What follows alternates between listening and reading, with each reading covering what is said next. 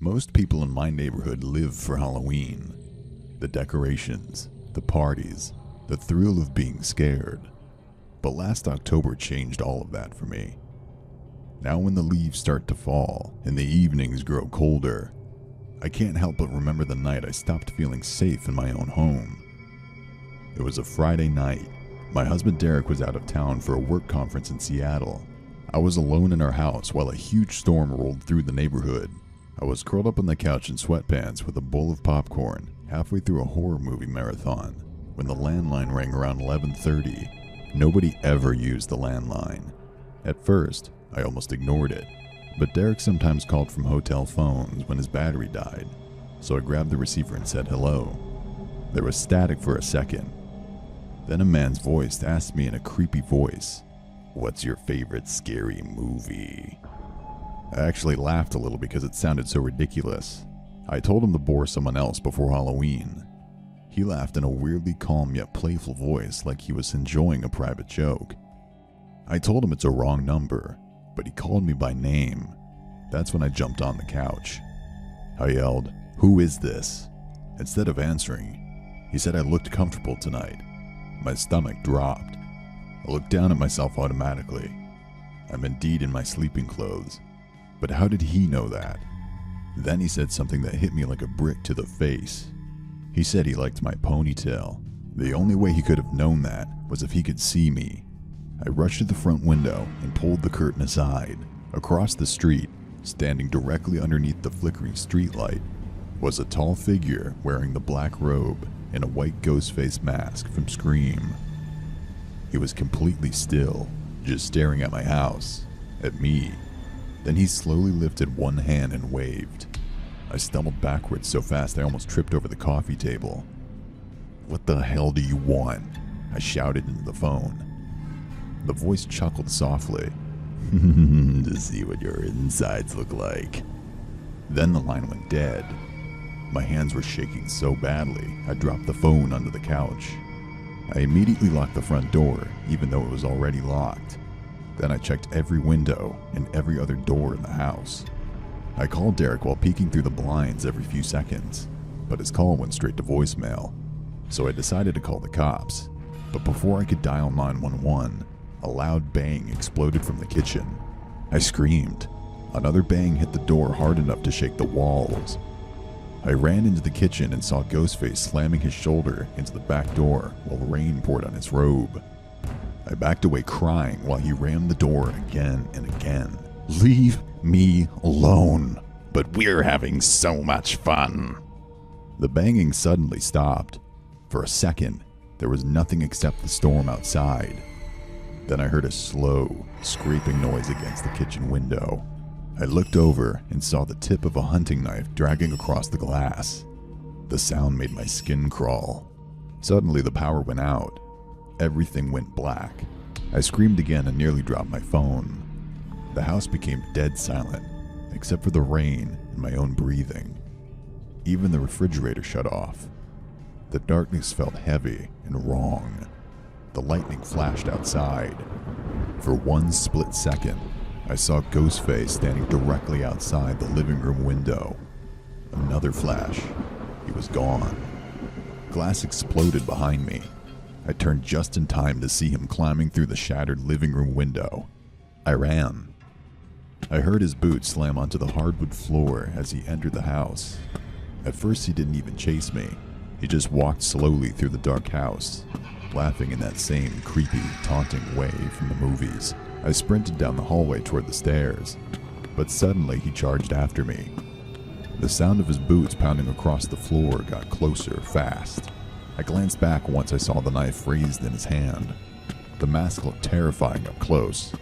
He swung at me as I turned the corner. The blade missed my throat but sliced through the side of my ear instead. Pain exploded through my head. I collapsed screaming onto the floor while blood poured down my neck. I actually saw the tip of my ear lying on the hardwood floor beside me. Ghostface tilted his head while staring down at me. I kicked him hard in the knee and scrambled away before he could stab me again. He grabbed at my hoodie, but I slipped free and ran into the living room. He chased me around the couch while swinging wildly at me. Every time the knife hit the furniture, sparks flew from the blade. I grabbed the first thing I could find, a heavy ceramic lamp from the side table. When he lunged at me again, I smashed it directly into his face. The lamp shattered. Ghostface screamed and stumbled backwards. Clutching his head, blood poured from beneath the mask. That was the first moment he seemed human, not some movie monster. Just a man who could bleed. I took off upstairs while he cursed and crashed into furniture behind me. I could hear him recovering fast. I locked myself into the bathroom and shoved my body against the door while dialing 911 with shaking hands. Then the pounding started. The entire door shook with every hit. I was sobbing so hard I could barely talk to the dispatcher. Blood kept dripping down my neck and onto the bathroom floor while Ghostface slammed into the door over and over again. At one point he stopped. Complete silence. Then I heard his voice again. Calmer this time. "You know the cops won't get here in time." I genuinely thought I was going to die in that bathroom. Then, outside, I finally heard sirens. The pounding stopped immediately. A minute later, police officers were yelling through the house. When they broke open the bathroom door, I came out shaking so badly I could barely stand. The entire downstairs looked destroyed. Furniture was overturned. Glass covered the floor. Blood was smeared across the hallway walls, but the killer was gone. One of the officers found the back door slightly open. There was blood leading outside into the rain. Not mine. His. The cops investigated the entire property and assured me he's gone. They said he was probably some psycho going nuts before Halloween, and usually there's lesser chance for him to be back. Usually? Yes. I slept that night with the lights on, and my husband's handgun under my pillow. They never found him, but I'm sure he keeps an eye on me. Sometimes in a crowd, I could feel being watched. I was 27 when the court decided I wasn't fit to be a mother. They didn't say it outright, just dressed up in words like history, instability, and risk. But I understood what it meant. My past addiction, something I'd fought hard to overcome, was enough to take my daughter away. 3 years clean, regular rehab meetings, a steady job. None of it mattered. I still lost her.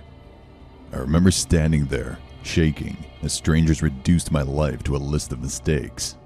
A week later, with nothing tying me down, I packed my car and drove to my childhood home in rural Nebraska. The house had been abandoned for years, its peeling paint and sagging porch reflecting exactly how I felt inside. It seemed fitting. Broken things belonged together. Being home alone 24/7 became my thing.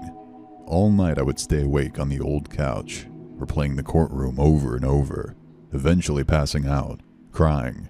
Sometime during the night, I woke to the sound of a car pulling up outside. Through the window I saw him. Gary. He had lived next door when I was a teenager.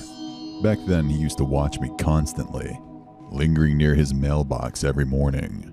Always present, always unsettling. My parents had brushed it off as harmless, but I knew better. He had stalked me. Old fear rushed back instantly. I locked the doors and stayed on edge. But the next morning, when I saw him again, something felt different. He looked older, thinner, almost withdrawn.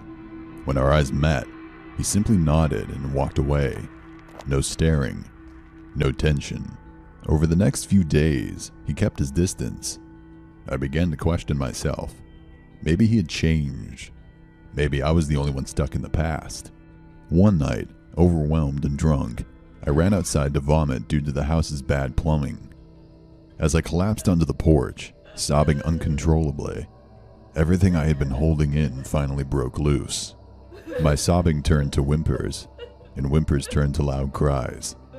I was drowning in sorrow when someone called out my name. I turned to the voice, and it was Gary. Only this time, and probably the first time, I saw sadness in his eyes. He hesitated for a second and murmured, I thought, are you alright? Creepy Gary or not, it was the first voice that asked how I was doing. I wiped my eyes and told him the truth, that I'm not. He didn't approach or intervene. He just said he wouldn't mind helping if I ever asked for it. I smiled a little, thinking how wrong I was to judge him so quickly. Maybe he was an oddball. I guess Mom was right. I told him all that night. We sat on the porch for hours, and I kept on talking and crying. He listened to me, like really listened to me. After I was done venting, he consoled me, saying I'm a strong woman, hence I shouldn't give up so easily. Honestly, it felt good to hear from someone. In my moment of despair, Gary's heartwarming words felt like cooling gel on a third-degree burn. Seeing him in a different light changed my perception about the guy. Feeling obliged and thankful, I asked him if he would like to go in with me and have a drink. I was also tired of drinking alone.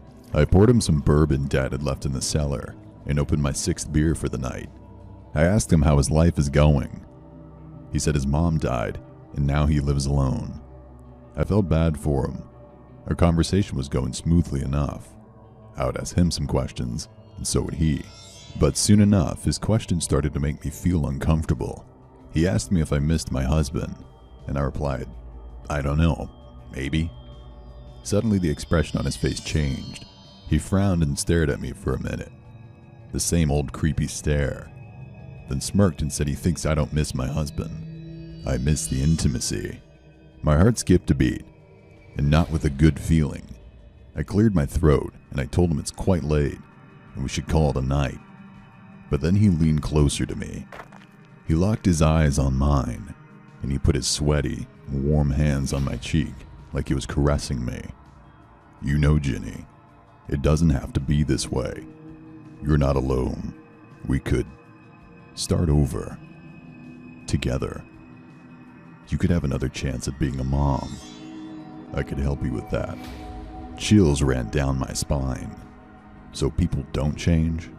Moms can be wrong too? My God, I have just let them in.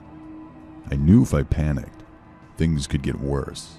So I got up, flashing a fake smile, and said, I need to use the washroom. But before I could even walk past him, he grabbed the knife from the table and pointed it at me.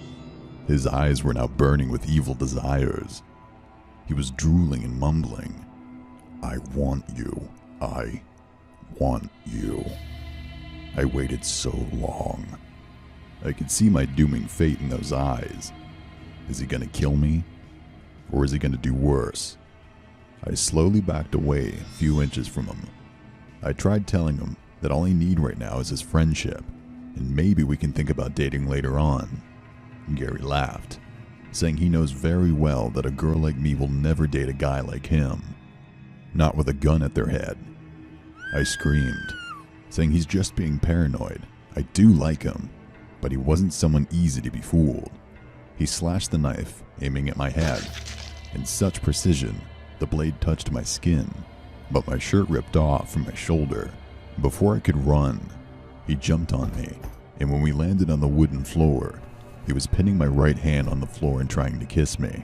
I was pushing his face away with my left, and we struggled like that for a bit. Suddenly he picked up the knife and tried to stab me. I blocked him with my left hand and saw my pinky finger flying off of it. The knife had slashed it clean. I was writhing on the floor, clutching my bleeding hand. Gary stood up confused and terrified and kept apologizing. He said he only wanted to fuel me and thought I liked him. At that moment, I understood the guy was out of his mind. He's completely delusional, and I should have gotten a restraining order against him years back. But one thing he was right about is that I am a strong woman. I somehow picked myself up off the floor and ran upstairs. I locked the door and called the cops. When they arrived, Gary was sitting on the floor near the pool of my blood, staring at it with a smile and mumbling, Ginny's mine. She's mine. She'll know. They took him away in handcuffs, and I was rushed to the ER by the paramedics. I have filed for a restraining order and am still living in my childhood home because that's all I have left to call mine. I don't date. I usually work from home and only go out for groceries. I don't know how long I can be like this, but for some time I really, really want to be alone. Completely alone, because that's even safer than being around people like Gary. My name is Jacob, and I was 13 the first time my parents trusted me to stay somewhere overnight without them. It was my grandpa's house. We had just gotten there that afternoon. The place felt older than anything I'd ever seen. The walls had this faded yellow tint, and everything smelled faintly like dust and something stale. Grandpa seemed normal though, quiet like always. He hugged me when we arrived, patted my back, and asked me how school was. His voice was a little slower than I remembered, but nothing felt off. The only thing my mom said was if Grandpa started sleepwalking, don't panic. Just got him back to bed. She said it like it was no big deal. At the time, I believed her. It was around midnight when I woke up. At first, I didn't know why. My room was completely dark except for a thin line of light under the door. I just lay there, staring at the ceiling, trying to figure out what pulled me out of sleep. Then I heard it. A dragging sound. Slow, heavy. Like someone's feet weren't lifting properly off the floor. Scrape, step, scrape. It was coming from the hallway. I held my breath. "Grandpa," I called out quietly. No response. The sound kept going. Scrape, step, scrape. I sat up in bed, my heart starting to pound. I told myself it was just him, sleepwalking. That's what Mom said. Still, something about it felt wrong. The way the steps dragged. The way they didn't stop. Then my bedroom door creaked. I swear I hadn't locked it. It slowly pushed open on its own. Just a few inches at first. Then more. The hallway light spilled into my room, cutting across the floor, and that's when I saw him. Grandpa, standing there. He wasn't looking at me. His eyes were half open, unfocused, like he was staring through me instead of at me. His mouth hung slightly open, his face completely blank. "Grandpa?" He didn't answer. He just stood there, completely still. For a second I thought maybe he'd walk away, but then his lips started moving. At first I couldn't understand what he was saying. It sounded like a whisper, but not normal words, just broken sounds, like he was talking in his sleep. I slowly got out of bed. I stepped closer so I could escort him back to bed. I was right behind him when he suddenly grabbed my wrist. I gasped. His grip was way too strong. It didn't feel like an old man's hand. His head tilted slightly toward me, and for the first time, his eyes focused, right on mine. And in a low, cracked voice, he whispered, "Don't let them in." A chill ran straight through me. "What?" I said.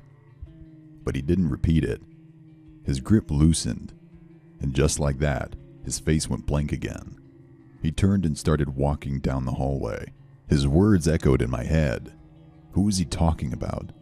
People say weird things when they sleepwalk. Maybe that's all it was. But within 10 seconds, someone started knocking violently at our front door. It was so loud, I jumped. My chest tightened. My parents weren't supposed to be back yet. Hello? I called out in a shaking voice. But instead of answers, I could only hear the knocks. I slowly walked toward the living room, my legs feeling weak. The house felt different now. The air had dropped 10 degrees. Grandpa was still moving down the hallway ahead of me, heading toward the front door. "Grandpa, wait," I said. He didn't stop. "Don't let them in," he mumbled again, over and over, like he was stuck on it. The knockings got worse, faster, more aggressive. The door rattled with each hit. I reached the living room window and hesitated. I don't know why I looked. I wish I hadn't. There was someone standing outside, right in front of the door, but something about them was wrong. Even in the dark, I could see their posture, back hunched, head tilted, arms hanging loosely at their sides. Exactly like Grandpa, Only it wasn't him because my grandpa's eyes glow in the dark, like hyenas. I felt I got stuck inside my nightmare. The figure didn't move, didn't blink, just stood there. Then, slowly, it lifted its hand. It knocked again. 3 slow but firm knocks. I noticed Grandpa, who was already holding the doorknob while rocking back and forth like he was possessed. I yelled, panic rising in my chest. I rushed forward and grabbed him, pulling him back. Just when I thought he would end up opening the door, his hands came off the doorknob. He turned his head so roughly in my direction that I could hear a crunch of his bones. His eyes rolled up in his head, revealing the white eyeballs. Never in my life had I sensed danger like that before. For a second, I was blank. I wasn't sure whether I could be safe inside or outside. I gulped in horror. Grandpa was standing right next to a tabletop. My mom has bought fresh flowers and caringly put them on the metal vase seated on top of the table. Grandpa's body jerked violently all of a sudden while foam of spit drooled out the corner of his mouth. I couldn't even scream anymore. It was all happening right in front of my eyes. And before I could even do anything, he picked up the vase, threw the flowers on the floor, and started hitting himself on the head. The first blow made his forehead red. The second made it bleed. And by the third, Grandpa was trembling on the floor due to blood loss from a severely cracked skull. Yes, I watched it all, standing like a statue. Just when I thought it was time to call my parents, or cops, or someone. Anyone living in this block right now would be the ideal thing to do. Grandpa sat up on the floor. He wiped his own blood from his forehead with his palm, then licked it while laughing in a demonic voice. That was my last straw. I ran straight to the kitchen, out the back door, stopping at the neighboring house whom I didn't even know. They called the cops, and the cops called my parents as well as the paramedics. Grandpa died 2 days later in the hospital. The cause of his death was heart failure. He never spoke a single word until his last breath. My parents say Grandpa was struggling mentally and physically since Grandma died, so it was inevitable. But I still feel something. That night, a dark presence entered Grandpa and tried to hurt me, but he took it upon himself to save my life. What do you think?